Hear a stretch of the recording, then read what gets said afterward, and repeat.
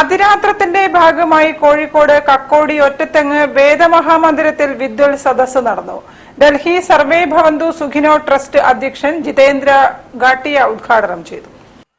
ലോകം മുഴുവൻ മുന്നേറുമ്പോൾ മനുഷ്യരാശിക്ക് ആശ്രയിക്കാനായി മുറുകെ പിടിക്കാൻ വേദങ്ങൾ മാത്രമേയുള്ളൂവെന്ന് വിദ്വൽ സദസ് ഉദ്ഘാടനം ചെയ്ത ഡൽഹി ആസ്ഥാനമായുള്ള സർവേ ഭവന്തു സുഖിനോ ട്രസ്റ്റ് അധ്യക്ഷൻ ജിതേന്ദ്ര ഗാട്ടിയ പറഞ്ഞു. കാശിബ വേദ റിസർച്ച് ഫൗണ്ടേഷൻ ആചാര്യ എം.ആർ. രാജേഷ് അനുഗ്രഹ ഭാഷണം നടത്തി. അടുത്ത എന്റെ 10 കൊല്ലത്തെ വർക്ക് എന്ന് പറയുന്നത് കേരളത്തിലെ ഗ്രാമാന്തരങ്ങളിൽ ഓരോ വീടുകളിലും വേദമന്ത്രങ്ങൾ എത്തിക്കുക എന്നത്.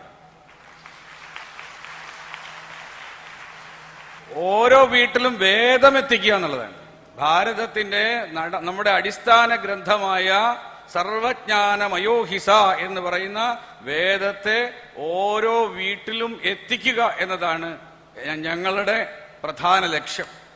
കാരണം അത് ഒരു പ്രത്യേക കാര്യത്തെയാണ് ചെയ്യുക. നമ്മുടെ ജീവിതത്തിൽ അടുക്കും ചിട്ടയുണ്ടാക്കും, നമ്മുടെ ജീവിതത്തിനൊരു ദർശനം ഉണ്ടാവും, നമ്മുടെ ജീവിതത്തിനൊരു ഡിസിപ്ലിൻ ഉണ്ടാവും, നമ്മുടെ ജീവിതമേ മാറ്റിമറിയും. ഒരു വ്യക്തി കൊണ്ടൊന്നുണ്ടായ സംഭവം എന്നല്ല കാശ്യപാശ്രമം. ഇതൊരു വലിയ ടീമിന്റെ പ്രവർത്തനം. ആളുകൾക്ക് ചിലപ്പോൾ മനസ്സിലായിക്കൊള്ളുന്നില്ല എന്താണ് അവർ ചെയ്യുന്നതെന്ന്. അപ്പൊ അത്രയും ഗൗരവമായി അത് ചെയ്തു എന്നത് ആ ടീം അംഗങ്ങൾക്ക് രാത്രി ഉറങ്ങാതെയും ഉറക്കൊഴിച്ചും 1.5 മാസം കൊണ്ടാണ് വി ഡിസൈഡഡ് ദിസ്. അതിരാത്രം ഷീന ചിത്രാംഗതൻ അധ്യക്ഷത വഹിച്ചു. ആഗ്ര ആര്യ സമാജ പ്രസിഡന്റ് രംഗലാൽ ഗൗതം ആര്യ മുഖ്യാതിഥിയായി. സി സുരേഷ്, പി ജയദേവൻ, ശില്പി താജി, എം ഗംഗാധരൻ നായർ എന്നിവർ പ്രസംഗിച്ചു. കലാസന്ധ്യയിൽ മാതാ പേരാമ്പ്ര അവതരിപ്പിച്ച മഹർഷി ദയാനന്ദം എന്ന രംഗാവിഷ്കാരം ഉണ്ടായിരുന്നു. ഭക്തിഗാനം, സംഗീത കച്ചേരി എന്നിവയും നടന്നു.